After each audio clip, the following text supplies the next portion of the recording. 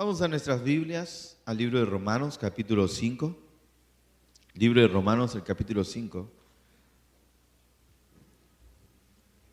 Y en esta mañana quiero compartir con ustedes, ya tarde, el efectivo poder de la gracia de Dios.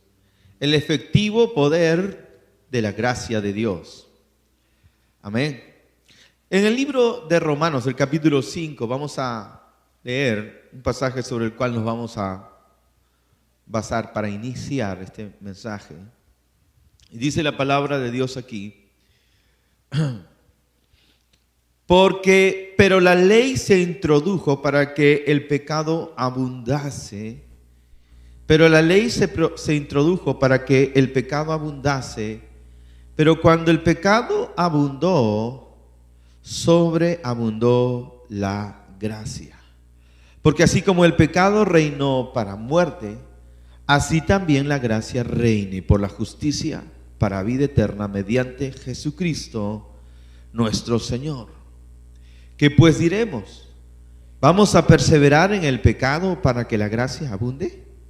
En ninguna manera, porque lo que hemos muerto al pecado, ¿cómo viviremos en él?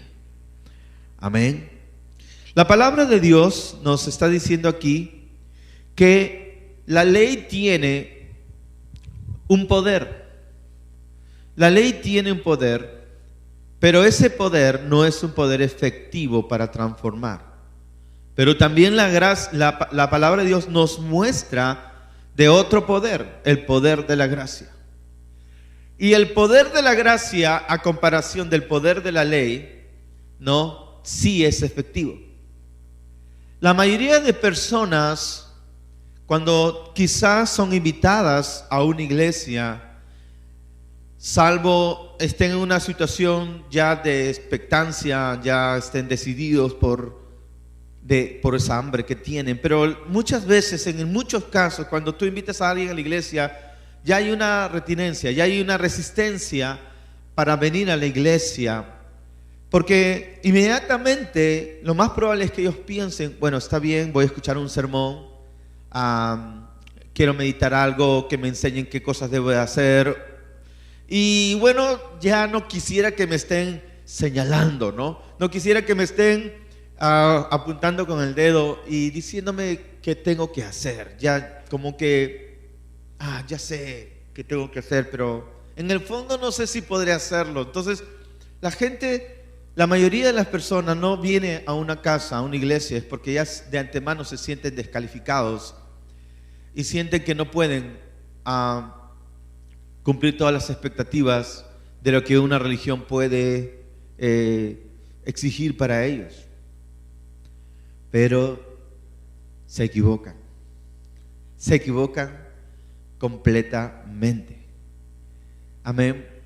Porque cuando ya nosotros somos expuestos a la verdad libertadora de Jesús, entendemos que no se trata de demandas. Entendemos que la fe de Dios no se trata de roles y mandatos tediosos y cargosos que uno va a tener que cumplir. Y déjame decirte, si tú estás llegando a esta iglesia hace una semana o de repente nos visitas de vez en cuando y ese es tu cristianismo, estás equivocada completamente de lo que realmente la palabra de Dios enseña. Para comenzar, la Biblia nos habla que nosotros debemos anunciar las buenas nuevas. Debemos anunciar el evangelio. Y las iglesias en primer lugar están establecidas y cada uno de nosotros está establecido para anunciar el evangelio. ¿Pero qué significa evangelio? Buenas nuevas, buenas noticias. Amén. Noticias novedosas, buenas nuevas. Es decir, tiene dos cualidades. Número uno, es algo bueno. Y número dos, es una buena noticia. Y número dos, es una nueva noticia. Pero muchos están dando una noticia vieja. ¿Y cuál es la noticia vieja? La noticia vieja es que si tú quieres acercarte a Dios, tienes que cumplir todos los mandatos y preceptos de la Biblia. Tienes que cumplir todos los mandatos y preceptos de la palabra de Dios. Tú tienes que, y hay mandatos y preceptos, pero entendemos mal las cosas, ¿me entiendes? Y como que tienes que tener todos estos requisitos para ver si Dios tiene misericordia de ti y a ver si te aseguras un espacio en el cielo. Y eso no es lo que la palabra de Dios enseña. Lo que la palabra de Dios nos enseña es que nosotros tenemos que anunciar, repito, las buenas nuevas del Evangelio. Buenas noticias. Buenas noticias. La palabra de Dios te da una buena noticia, y la buena noticia está envuelta en la gracia de Dios. ¿Y cuál es la noticia mala? ¿Y cuál es la noticia antigua? La noticia mala y antigua sigue siendo: tienes que hacer esto para acercarte a Dios. Tienes que ser tal persona para acercarte a Dios. Tienes que dejar de cometer estos pecados para que Dios te pueda perdonar. La mala noticia, la noticia mala y vieja es guardar reglamentos, mandatos, leyes cargosos que jamás tienen el poder de cambiarte. Hay un poder en la ley, pero el poder de la ley no es un poder transformador. Dios estableció años atrás, amén, una ley, y esa ley tenía un poder, pero el poder de esa ley no era el poder para transformar, amén. El poder de esa ley era un poder para señalar el pecado. El poder de esa ley era el poder para condenar el pecado. El poder de esa ley era el poder para hacer a conocer a la gente lo malo de su condición, amén. El poder de la ley simplemente era un poder negativo. La ley dice condenado. La ley dice, la ley te denuncia, la ley te culpa. La ley no transforma, solamente nos muestra nuestra condición miserable. Entonces la gente dice: amén, no puedo hacerlo. Hace tiempo, hace unos días, escuché un testimonio de una hermana, una esposa de pastor,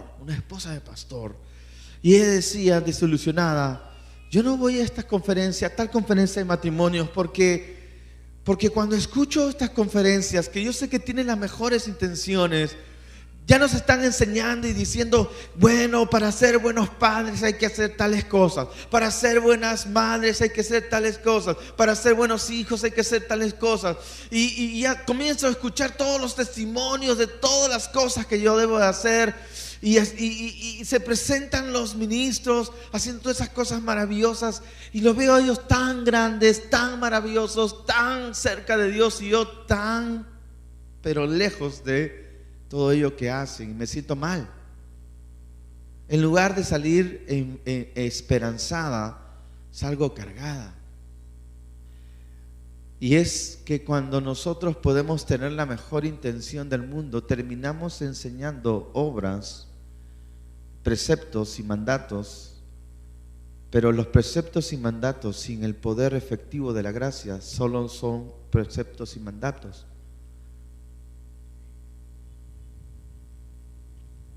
Nada más, pero no tendrán un poder efectivo para transformarnos.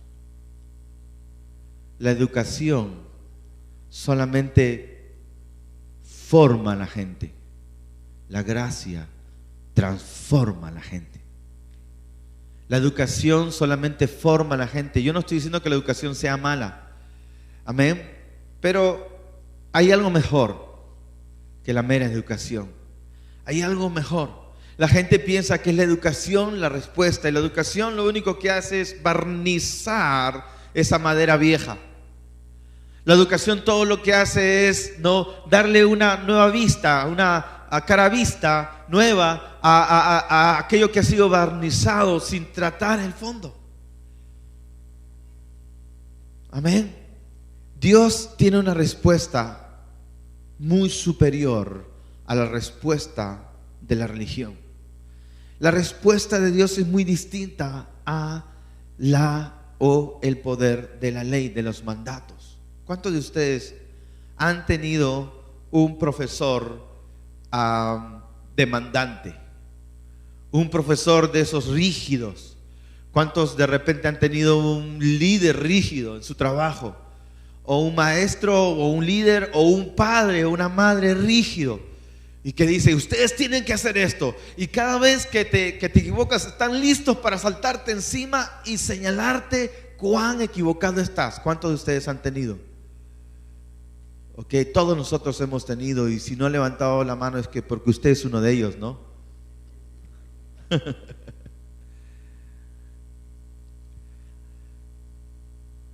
Mandatos y mandatos y mandatos. Y por eso las iglesias se vacían de jóvenes. No van los jóvenes a las iglesias porque los jóvenes están con toda su energía y con todas las ganas de pecar.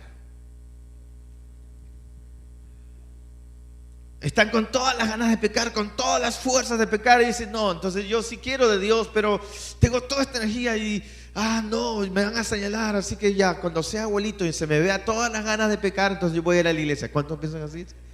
Ya cuando sea adulto, porque ya se le va a ir toda la fuerza, las ganas de pecar, y piensa que, ¿sí? Porque yo no voy a poder aguantar. Son honestos y dicen, no voy a poder. En el fondo, la gente termina justificando, diciendo, no soy tan malo, pero en el fondo la gente sabe que está mal, su condición está mal. La gente sabe, voy a protestar, pero la gente sabe. Pero porque la iglesia no supo presentar el efectivo mensaje de la gracia, o porque no lo conocieron, terminamos predicando moral, terminamos predicando ley, cargas rígidas sobre la gente. Y la gracia, me llamó un joven, me escribió un joven, me dijo, pastor, creo que estoy en una iglesia legalista. ¿Y por qué le escribo? Bueno, ocurre que están ordenando que todos los que suban al altar tienen que sacarse los zapatos. Porque claro, en el Antiguo Testamento la Biblia nos muestra que Dios se le apareció a Moisés y en una zarza y salió una voz que le dijo, quita y calzado de tus pies, ¿no? Porque el lugar donde estás es lugar santo. Entonces, ¿te imaginas que todos los que subamos a este altar nos tengamos que sacar los zapatos? Gloria a Dios. Si algo bueno debe haber hecho es que seguro todos esos muchachos ya venían bien bañaditos y sus medias muy blancas o muy limpias, ¿no? Eso es lo bueno que tendría. Amén.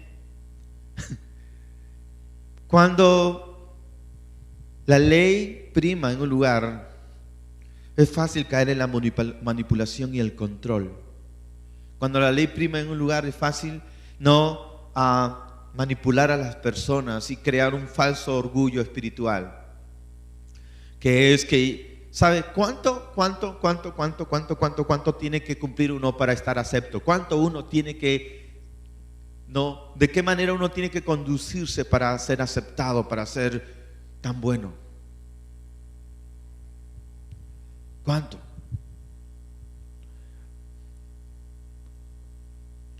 La ley quebró. La ley no pudo cambiar a nadie. Por lo contrario, mucha gente que tomó la ley se volvió cínica. Mucha gente que abrazó la ley se volvió cínica, se volvió hipócrita. Mucha gente religiosa es cínica e hipócrita. Termina siendo cínica e hipócrita. Por eso mucha gente no quiere acercarse a círculos cristianos, porque o son cucufatos o son gente condenadora, ¿no? O enjuiciadora, sí, y muchos de ellos viven una vida doble, una vida detrás de su puerta, detrás de la puerta de su casa o de su dormitorio. Es muy distinto. Terminan viviendo una vida doble, porque eso hace la religión, la ley termina volviendo gente cínica. Aquellos que persiguieron a Jesús, ¿quiénes eran? Era la casta sacerdotal de su tiempo. Y cuando menciono casta sacerdotal no me refiero a una religión, porque uno asocia, ¿no?, sacerdote a la religión imperante, pero puede ser de cualquier religión, ¿me entiende? Es decir, cualquiera que te enseña obras y mandatos y preceptos y ordenanzas y no te da a conocer el poder efectivo de la gracia de Cristo, cualquiera que sea, está fuera del mensaje de las buenas noticias. Sigue siendo un mensaje viejo y que ahuyenta a las personas de acercarse a Dios. No es buena noticia. no es ninguna buena noticia.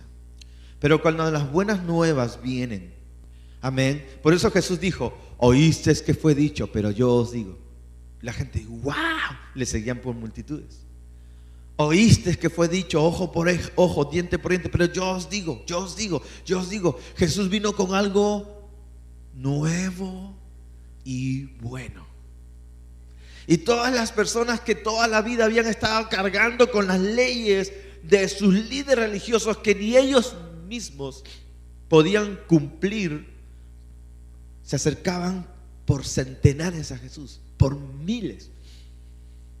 Jesús señaló a estos hombres diciendo: ustedes enseñan cosas que ustedes mismos no pueden cumplir y hacen llevar a la gente cargas que ustedes mismos no pueden llevar.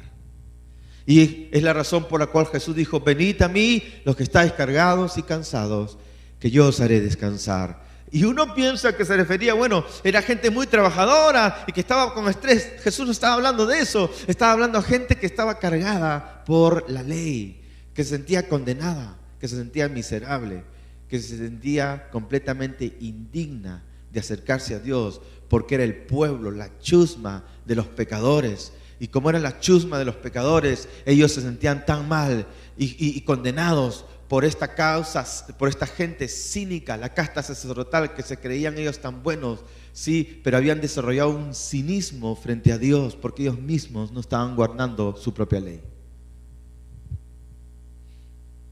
¿Cuántos me están siguiendo? Pastor, ¿estoy en una iglesia legalista? Evidentemente que sí, muchacho.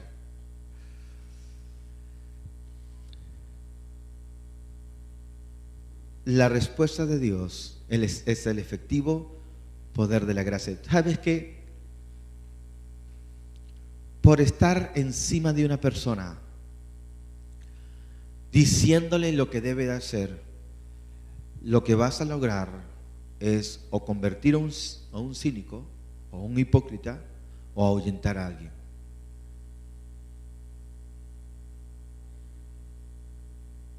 Yo no quiero ser hipócrita.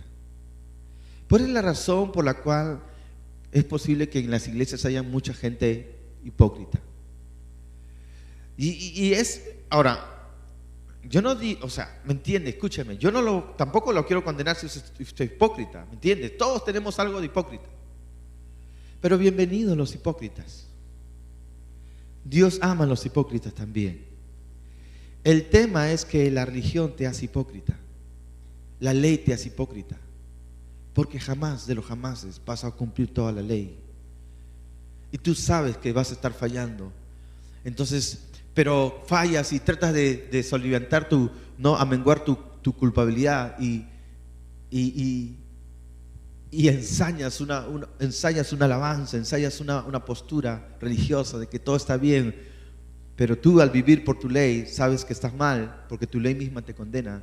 Entonces te vuelves un hipócrita. ¿Me estoy dejando entender? Porque sabes que estás descalificado. Pero Jesús no vino a traer una ley, Él vino a traer las buenas nuevas.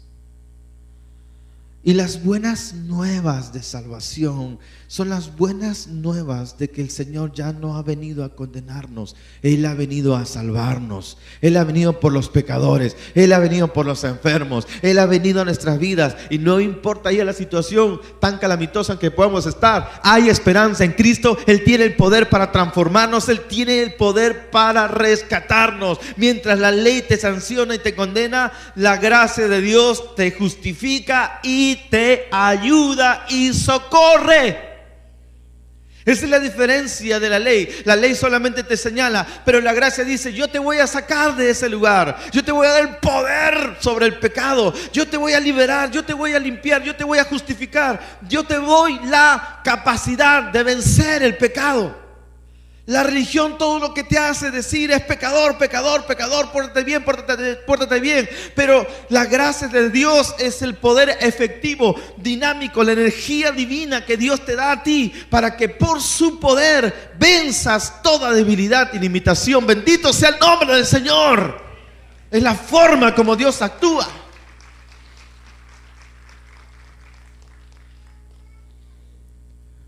Pablo comenzó a predicar la gracia que Jesús le dio. Inmediatamente, como la gente está acostumbrada a preceptos y mandatos, comencé a decir, ¿cómo es esto de la gracia? Que ya no es por obras, que ya uno no tiene que hacer méritos. No, lo que vas a hacer tú con esto es que la gente va a terminar pecando. Y no, hay que amenazar a la gente. Pablo, con esto tú vas a volver a la gente permisiva. La gente va a terminar pecando más. Y Pablo dice, ustedes se equivocan. Romanos capítulo 5, verso 20 dice, escuchen esto, la ley fue dada, se introdujo en el mundo para que el pecado abundase. Es decir, a más ley, más ley. No, ¿qué dice la Biblia? A más ley. La ley fue introducida para que el pecado abundase. Más ley, más pecado. Más ley, más pecado. Y tú ves a alguien que se conduce mal y tú ahí estás dándole más ley. ¿Y qué ocurre? Lo hace peor y le das más ley y lo vuelve a hacer más y le das más ley entonces, y peor es la cosa, porque más ley, más pecado. Está en todas las Biblias. Pregúntale, oye, igualito, dice igualito en tu Biblia. Dice, está igual en tu Biblia. A ver, déjame mirar.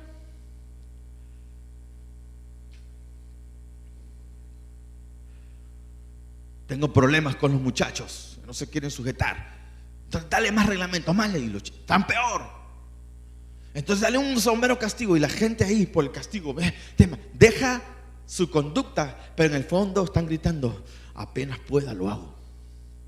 ¿Qué es eso? Hipocresía y cinismo. Eso es lo que hace la ley. La ley solo puede tratar con la conducta de las personas, pero no puede tratar con el corazón de la gente.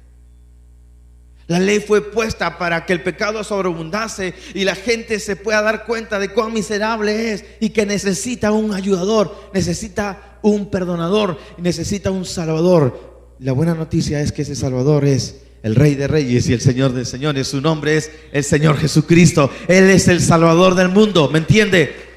La ley fue dada simplemente para hacernos ver que necesitamos ayuda, y esa ayuda viene de Dios. Dios tiene el poder de cambiar. Ninguna ley lo puede cambiar a usted. Puede haber escuchado muchas veces reglas y mandamientos.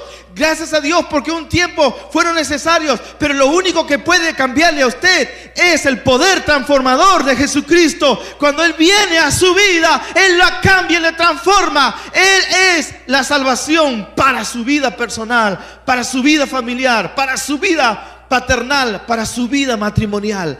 Tú y yo necesitamos de esa gracia efectiva de Dios. Necesitamos de esa gracia. Aleluya. La ley se introdujo para que el pecado abundase. Mas cuando el pecado abundó, sobreabundó la gracia. Cuando el pecado abundó, dígalo a todos. Cuando el pecado abundó, sobreabundó. Dígalo fuerte, sobreabundó la gracia de Dios. ¿Qué es esto? Lascivia, lujuria, codicia, orgullo. No puedes luchar con eso. No puedes. Pero Dios dice, yo sí puedo. Jesús dice, yo sí puedo. Escúchame esto. La gracia no es una teología. La gracia es una persona. La gracia es Jesucristo mismo. Por eso la Biblia dice que Jesús era lleno de gracia y de verdad. La gracia es una persona. La ley es una cosa. Las cosas no tienen poder efectivo contra el pecado, pero la gracia es Jesucristo mismo. Él tiene el poder efectivo para el pecado en tu vida. La ley te dice, no hagas. Piensa en un momento, en este instante, a ver, una de sus comidas favoritas. Su comida favorita: chicharrón, parihuela, amén, ceviche.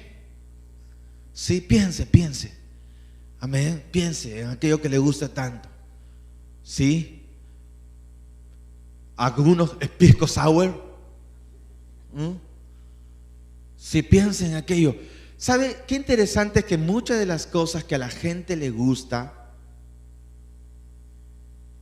no necesariamente saludable, es dañino? ¿Amén o no? Sabes que no debes comerlo, lo comes, ¿no? Entonces tú sabes que eso no es bueno que esté comiendo este pollo a la brasa ya otra vez. No, a esta hora, 10 de la noche, pero te lo comes, te lo zampas, sí. Me permití decirlo de esa manera, ¿para qué? Te lo comes ahí. ¡Pam! Te lo comes ahí. Ya piensa en ese pollo a la brasa. Son las 10 de la noche, 11 de la noche. Piensa en ese arroz con marisco. Son las 11 de la noche. Piensa en ese momento, en ese café bien cargado. Piensa. Amén. Ya. Todos piensen en sus ojitos. Huélanlo. ¿Lo ven? Algunos ya están salivando. Ahora, présteme atención. La ley te dice: no pienses en ese pollo a la brasa. No pienses en ese chicharrón. Deja de pensar en ese lechoncito, hermana. Deja de pensar. No pienses en ese lechón. No pienses. ¿Puedes? Inténtalo otra vez. No puedes. Eso es lo que hace la ley. La ley te dice: no mientas, no hurtes, no esto, no. Y tú estás pensando en ello y no vas a poder lograrlo. La ley no tiene poder efectivo contra el pecado. Amén. La ley no te puede dar la salida, pero la gracia te da la salida de Dios, te da la fuerza. Recuerda, la gracia es una persona, y esa persona es Jesucristo. Cuando el pecado abundó, sobreabundó la gracia de Dios. ¿Qué significa esto? Dios dijo: oh, no pueden, pero yo voy a enviar más de mi poder. Y es fantástico, me encanta cuando la gracia de Dios se ha desatado y cuando la gente conoce la gracia de Dios. Es decir, la gracia de Dios te hace probar lo bueno de Dios. Y cuando tú pruebas lo bueno de Dios, aleluya, ¿no? Dices: wow, esa está mucho mejor, no necesito esta porquería. Amén. Cuando pruebas, Dios te dice: te voy a dar el poder de un acto de bondad, te voy a dar el poder de un acto de servicio, te voy a dar el poder de un acto de misericordia, te voy a dar el poder de un acto de perdón. Tú pruebas, Dios te da la fuerza para perdonar, Dios te da la fuerza para un acto de misericordia, acto de servicio y bondad, revolución. Tú te formas parte, y antes para ti era ajeno. De repente estás sirviendo, limpiando la calle, y lo haces y algo surge en ti. Wow, qué lindo es esto, qué maravilloso. Estás participando de la gracia de Dios, y cuando participas la gracia de Dios dice: wow, eso es a mejor. Amén. Hacer el bien es bueno, me gusta esto. Es la gracia de Dios que te da la capacidad de hacer el bien. ¿Cuántos alaban el nombre del Señor? Y cuando tú pruebas el bien, cuando pruebas la misericordia, cuando pruebas el perdón, dices: yo no tengo que probar esa porquería que es el pecado. Dile que está a tu lado: ¿te está amaneciendo? ¿La ves o no la ves? Amén. Vamos a dos pasajes y con esto vamos yendo a la parte final. Vamos a Lucas 18. Lucas 18, por favor, dos ejemplos finales. Aquí vamos a ver el primer caso del inefectivo poder de la ley. El inefectivo poder de la ley. Y vamos a remitirnos a la historia del joven rico y vamos concluyendo. Dice en Lucas 18, verso 18 también, el joven rico. Fíjense, todos estamos allí. Lucas 18, verso 18 dice: un hombre principal le preguntó diciendo: maestro, bueno, ¿qué haré para heredar la vida eterna? En otro pasaje dice un joven rico. Un joven rico le preguntó diciendo, maestro, ¿qué haré para heredar la vida eterna? Diga conmigo, ¿qué haré? ¿Sí? ¿Qué haré? Sí, ¿qué haré? Este muchacho, este joven rico, ¿sí? Estaba pensando de modo legalista. Porque él decía, ¿qué debo de hacer? Es lo que la gente dice, ¿qué hago? ¿Qué hago? ¿No? ¿Qué hago? ¿Qué hago? ¿Qué tengo que hacer para heredar la vida eterna? Amén. Y Jesús le dijo, ¿por qué me llamas bueno? Porque él le dice, maestro bueno. ¿Sabes que este joven se sentía bueno? Se creía bueno.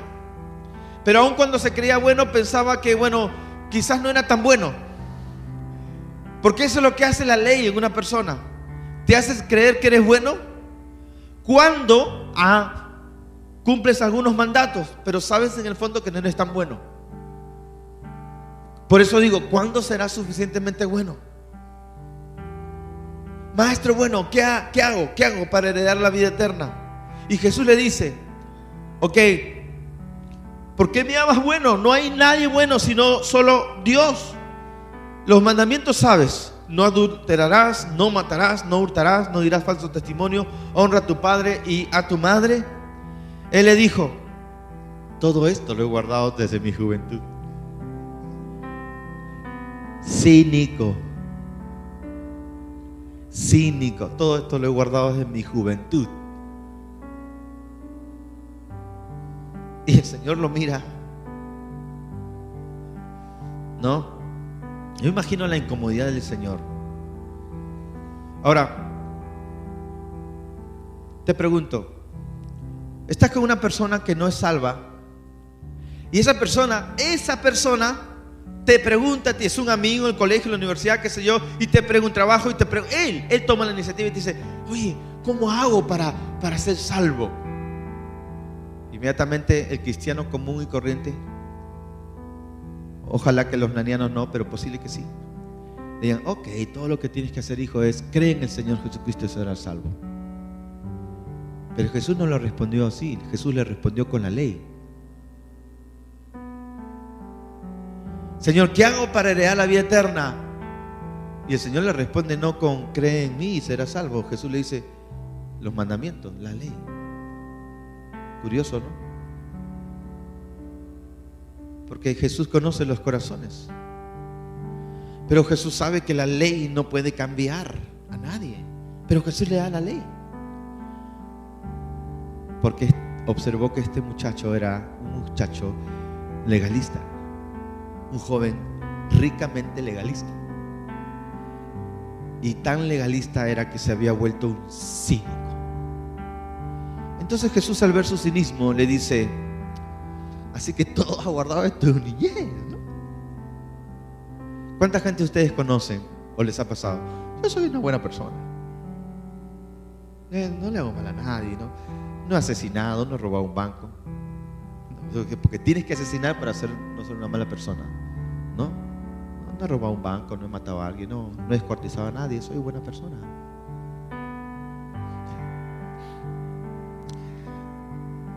Y el Señor le dice, te falta una cosa. Vende todo lo que tienes, dáselo a los pobres y tendrás tesoro en el cielo, ¿ya? Y luego de eso me sigues. Yo me imagino la cara del joven rico. Me agarró.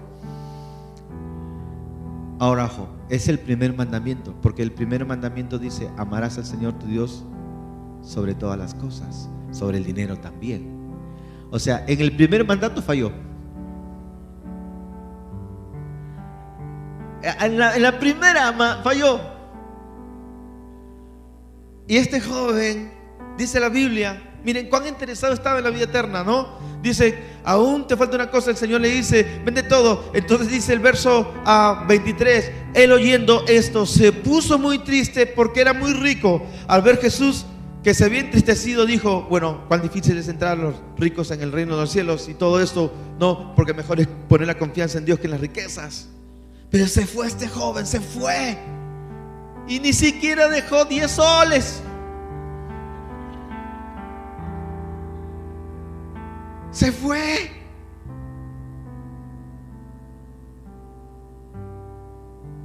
Wow. Joven cínico. Pero en el Lucas 19 hay otra historia fantástica. Dice la palabra, amén: habiendo entrado Jesús en Jericó, iba pasando por la ciudad, y sucedió que un varón llamado Zaqueo, que era jefe de los publicanos y rico también, y los publicanos eran mal vistos, y era rico, procuraba ver quién era Jesús, pero como era chatín, no podía a causa de la multitud. Entonces, por más que se empinaba, nada, no podía. Ahora, este hombre, Zaqueo, no estaba buscando la vida eterna. Este hombre Zaqueo estaba buscando a Jesús. Él no estaba tan interesado en su conciencia. Él estaba interesado en Cristo. Él estaba queriendo encontrarse con la gracia. Él estaba buscando, dice, como no podía porque era pequeño de estatura, dice, y corriendo delante, el verso 4, subió a un árbol, lo trepó. Imagínate una persona rica, ¿te imaginas tú una persona rica, sí, trepado a un árbol? Al señor Díaz Canseco. ¿Entiendes o no? Un rico de la sociedad peruana trepado a un árbol ahí. No, eso lo hace un muchachito, un pirañita, ¿no? Pero trepado en el árbol para ver a Jesús. Qué humillante, qué roche. Porque Dios da gracia al humilde, pero Él resiste al soberbio. Ninguno de la casta sacerdotal se emocionaba de ver a Jesús. Ellos eran cínicos. En cambio, este pecador, enano, amén, superó su pequeñez y se trepó a un árbol. Bendito sea el Señor. ¿Para qué? Para ver al Señor. Y ahí estaba de la rama así. Ahorita viene. Ahí lo veo. Ahí viene el Señor emocionado. Amén. Y el Señor dice la palabra: cuando Jesús llegó a aquel lugar, mirando hacia arriba, le vio, ¿no? Y le dijo: Zaqueo, date prisa, desciende, porque hoy es necesario que pose yo en tu casa. Primero, Zaqueo, me imagino la cara de Zaqueo, porque él sabía que era pecador, publicano, era mal visto y está arriba ahí, ¿no? Y el Señor lo identifica por su nombre, le dice: Zaqueo, hoy vas a estar en mi casa. ¿Quieres estar en tu casa? Jesús se autoinvitó, ¿no? Hoy es necesario que pose yo en tu casa. ¡Wow! Hay un Zaqueo o una Zaquea en este lugar que el Señor es capaz de treparse a un árbol simplemente para encontrarse con la gracia salvadora de Cristo. Y dice el Señor hoy: el Señor vendrá a tu casa hoy día y encontrarás paz, perdón y misericordia. Él no estuvo aspavientos de mira, Señor. La Biblia nos dice que luego Jesús fue a la casa de este hombre, y por causa del tiempo ya no voy a ir más a la historia, pero la voy a mencionar. Dice que Zaqueo estaba tan emocionado que tiró la casa por la ventana, y al final dijo: Señor, todo lo que yo debía lo voy a pagar. Amén. Zaqueo estaba arrepentido al ver la gracia del Señor Jesucristo pródiga hacia él. En lugar de señalarle el pecado, le señaló la salida. Al encontrarse con la misericordia y el amor de Dios, Zaqueo se arrepintió y él devolvió lo que debía. Y era mucha gente a la cual él debía. Bendito sea el Señor. El amor de Dios la bondad de Dios produce arrepentimiento. El amor y la gracia de Dios nos mueven al arrepentimiento honesto. Este joven rico no se movió a ningún tipo de arrepentimiento, porque la ley no tiene el poder de cambiar a nadie, pero la gracia sí.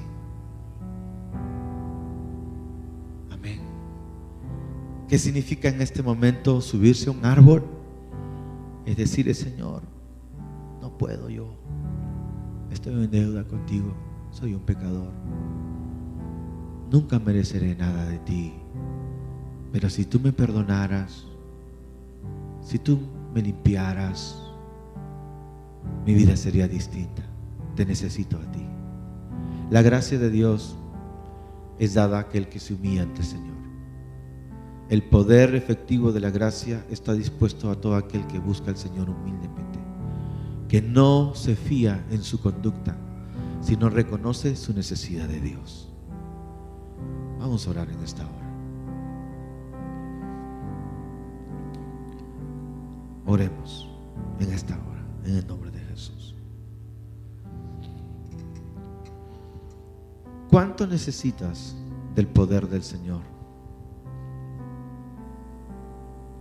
¿Cuánto necesita usted del poder del Señor?